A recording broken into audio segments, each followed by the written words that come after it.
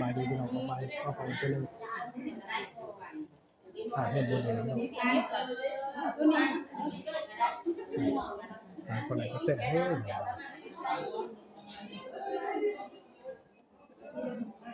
โอ้ยมันเป็นขบเนาะ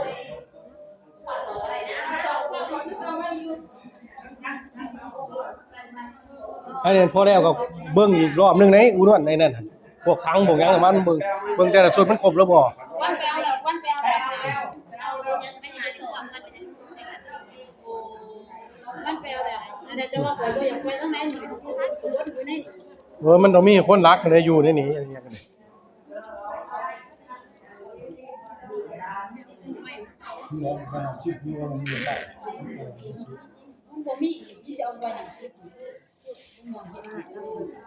โอ้วัดตาลมีคนงามๆเนาะดีไหมเห็นใจมึงงามจังเนาะท่านมีกระสอบเป่าเลยเนาะกระสอบเป่าชื่อใหม่เนี่ยครับอยากเก็บเนาะมันใส่เข่าก็จะไม่ถึงนะมันเต็ม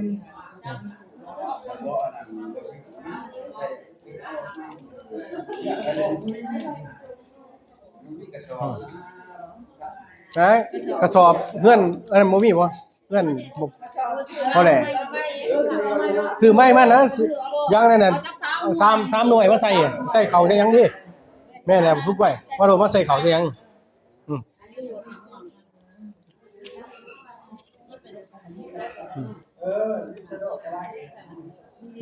แม่นคือกันนี่แหละพออ่านเป็นต้นคือกันมืออย่างเนาะ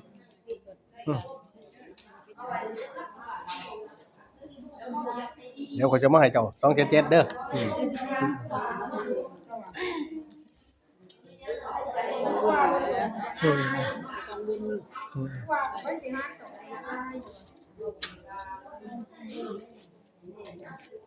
ก็ได้เอ็มมาไปสิไม่กี่วันยังตกลงมา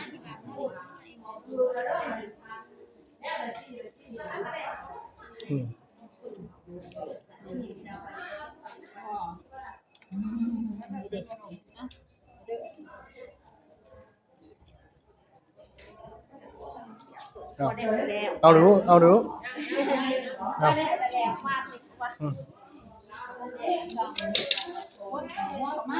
คนหัวกระมามาแล้วคนหน่อย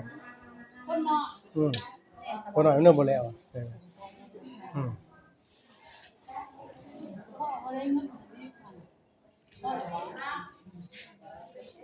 แกวุ้แกเหรอวะเดี๋ยวบ้างหนาฮะบ้างสิบ้างหนังหรือบ้างหนาวกูนี่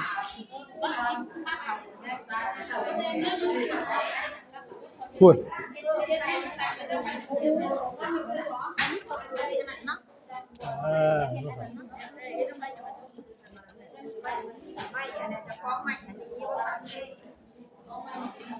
ถาดนี้มันถาดยังดี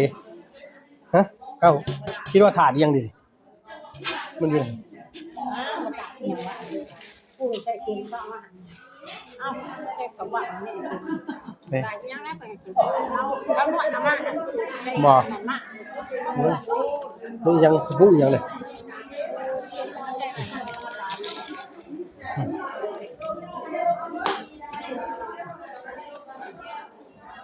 เดี๋ยวแล้วค่อยจัดอีกทีนึงมามันครบหรือบ่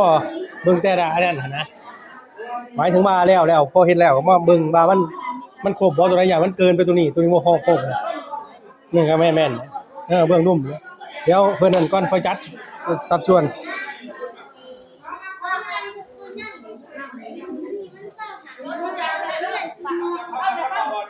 เนี่ยเหรอฮะ15,000ตัวนี้อันนี้25มันเลยบ่แล้วต้องเท่าไหร่ลูก50,000ฮะ50,000เราบอกว่า50,000ได้ปืนใหญ่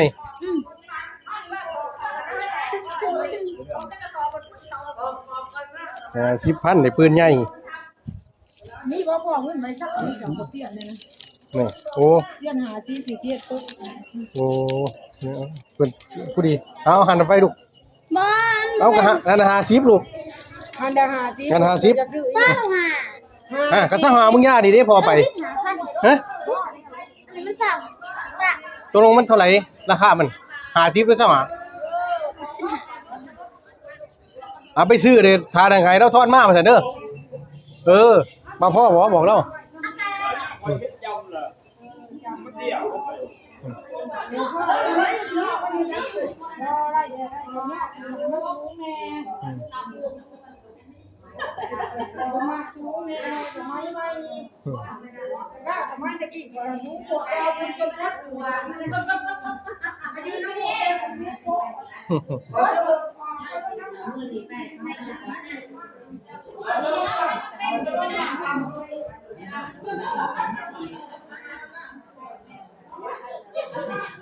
โอ้ต้องจ่อหูใส่แล้วก็ปิดไปคือเก่า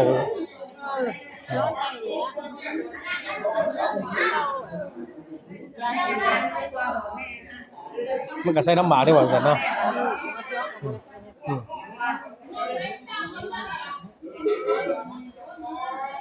ยังพูด นี่เนี่ยผู้ ก่อนสวยเนาะต้องไปนะ ภายในมีร่มเนี่ยมีร่มเด้อฮอด ตายแล้ว โอ้โหฮอดอีนี่ โอ้ย เด้อ บ้านน้ำเก็บเราปิดนะเสียง ฟังเบิ่งข่าวหลังวันที่16ว่าฝนสิตกก็ย่านเติมเพิ่นบ่ตกธรรมดาเลยก็อย่าเพิ่นล่มย่านตัวนี้นะโอ้ย ถ้านอนก็ได้มันสิ โอ้ยฮ้อนจังซี่ล่มอันตรายเด้อ ลุกมาได้มันสิกิน มื้อนี้วันที่13อีก3มื้อฟังเบิ่งเพื่อเพิ่นอาจบ่ฮอดก็มีว่าฝนสิตกว่าอยู่สิเขาว่าสิตกแต่วันที่16ถึงวันที่25เพิ่นว่าอย่าว่ามันบ่ฮอดก็โชคดีไปถ้ามันตกซื่อๆอิหยัง ตายดิเนี่ย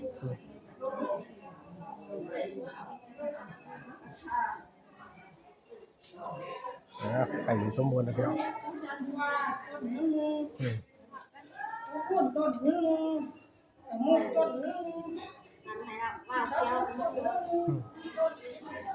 นี่นั่งจอยอันนี้จุดได้ล็อกได้มือน้องงามอยู่ได้อยู่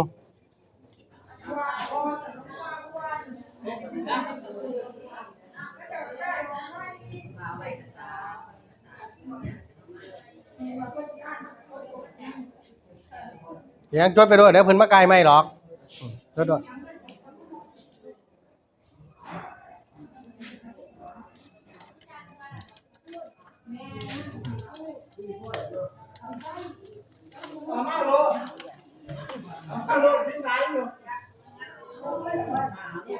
พวกมึง กวดกันเด้อ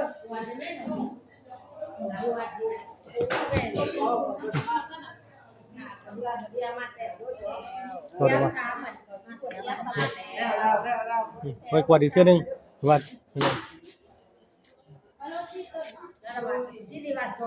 นั่งอันนั้นเนาะมันมาคน แง่วแง่วเขียวอืม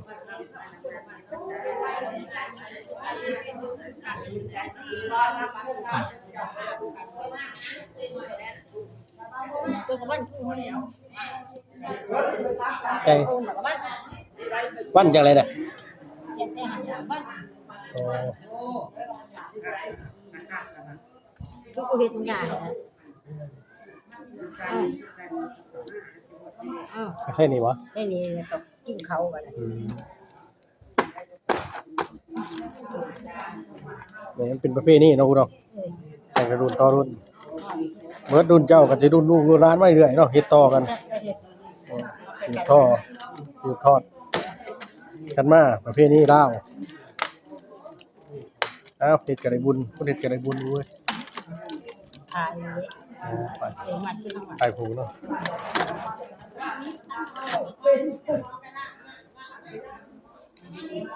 สมัยนี้คนเขียวหวานบ่ค่อยมีเนาะคุณเนาะ เที่ยวมี ฮะ เขาบ่ค่อยมี เบิดเพราะว่าอนาคตสิบ่มีคนเกี่ยวเนาะใช่อยู่วะ นี่ ก่อนลงนะนี่เขาเอิ้นว่าเขาทิพย์บ่ ดูขั้นมา อ๋อคันมา อันนั้นเขาเลยเอาวิธี หึ เลยเอาวิธีถาม โอ้อยู่กับลูกกับเต่ากันโอ้ยถ้ามันเป็ดมันบางทางงะ ได้ละยังเสร็จนวด หึ นวดก็ นวดอ๋อ แบบช้ ใส่เอาใหม่ ยาสีเขียวในที่เขียวใช่ไหม ยาสีแขวใส่อะไรยาสีแขว นี่แหละ อ๋อเขาอยาก จะกูอ่ะ เราใส่ได้สำไรสำหนึ่งยุบหนึ่งวะ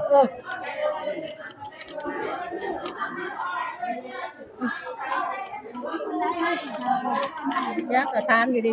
โอ้ยสิมีคนเอาอยู่ว่าโอ้ยญาติมุ้ยคนเอา ๆ มีคนเอาก็ดีดิโอ้ยฮะโอ้ยญาติมุ้ยคนเอา เอาบัตรจะฟ้องเอง ได้ก็ดีว่าอย่าเพิ่นเอาญาติเพิ่นบ่เอานะอู้เนาะ เอาผมเลยเหรอ ครบนะอู้เนาะ เออ อ่าบุญชุนท่านในบุญ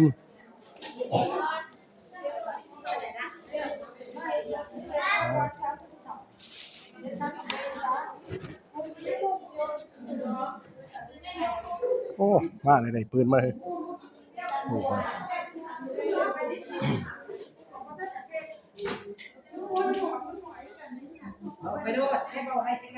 ครบเลยเนาะ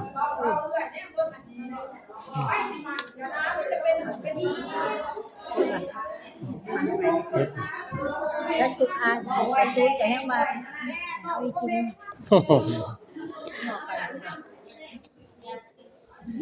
โอ้ยถามว่าแม่นกูไม่ก็ได้ก็บ่ได้อยู่ไสก็ดิอยู่ในหูว่าก็หาเลยถ้าแม่นกูบ่ยากของกูนี่เว้ยบ่ยากเนาะเป้ามันก็ถือแก็บกระโดดมันบ่แม่นกัน ไงก่อน แม่นฟังไปเบิ่งไปเว้ย อย่าง ได้ปืนอันเก่ายังบ่ทันถึงสงกรานต์เพ่ไปได้อันหนึงเรียนใหม่ มาเอาให้แน่ได้ผลเลย แค่นี้ ให้แน่ นั่นก็หูจักไปนำมันใหญ่ไป จะไปนะ ธรรมดานี่เนาะก็มันเด็กน้อยขนาดผู้ใหญ่บางคนยังบ่ฮู้เรื่องนู้นเนาะ ใส่ยังได้ด้วย ชอบหมดเลยทอดว่า พอดีสำหรับบ่ทอดอยู่หรอกบ่ฉีดให้เพิ่นได้เพิ่นให้ดิบ่ฉีดดิฉีดเพิ่นให้ดิอย่าไปฉีดใส่คนเด้อบ่ฉีดดิเพิ่นสิให้หัวบ่โอ้ย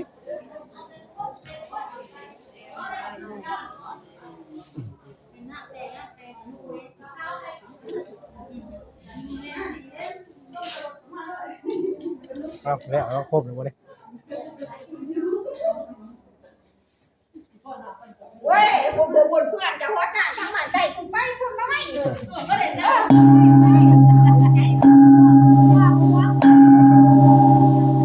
ยังไงจะมาว่าเกี่ยวอยู่ บ่ไอ้ยังบ่ทันถึงสงกรานต์เด้ไปได้อันหนึงว่าเอามาไปซื้อกันไว้เด้ กระจ้างพอ เออก ระจ้างพอ เอาขอไปซื้อนี่แหละเออ ไม่รู้พอเป็นยัง เอาไปยามก็ขอบางเทื่อก็บ่ยามคือกันเด้แจ้งหูมันได้ยินนำแล้วไปยังบ่ทันถึงสงกรานต์2อันนี่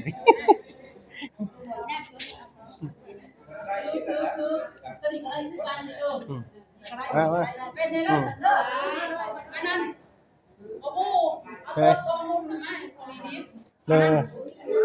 ต้นโอ้เอาบอกว่าแน่นะ นี่ปองหุ่นมันเด้งแล้วเราหุ่น ให้จากถ่ายกินเขาวกินน้ำค่อยๆเมื่อโอ้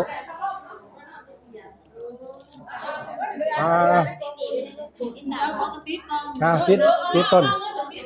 ติดต้นเขาจะขนมาให้ขนมาให้ดอก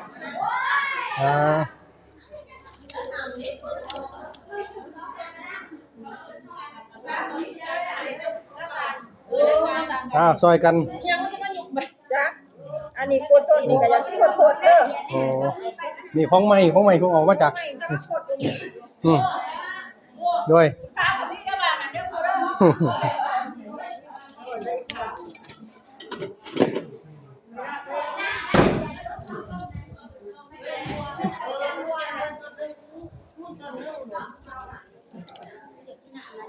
ฮะน้ำใช่เลยพี่ใส่ขวดของเขาอีกใส่มีขวดเดียวเหรอเดียวบ่โอ้ยจาน เบ็ดจะได้จะเบ็ดได้เป็นของ จาน ตั้มใหญ่ จานเอาน้ำไม่เพิ่นนี่น้ำทั้งหลังอย่าหาน้ำอันนี้น้ำขวดนะเอาไว้เพิ่นนี่แต่ว่ามาทางนี้เพิ่นแทนต้นยกไว้เพิ่นนี่เจออะไร กินเนี่ย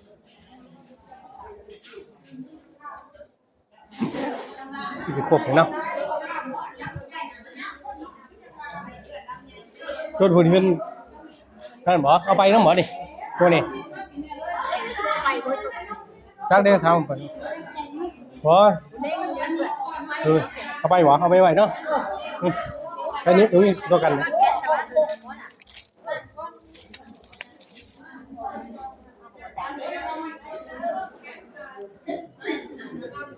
บ่พ่อก็ไปเอาได้วัดบ่อึดดอกต้นบ่พ่อบ่เอ้าพ่อก็ไว้นี่ซะล่ะ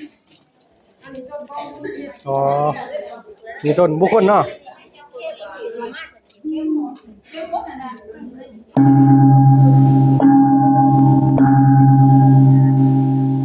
ดีแต่ของ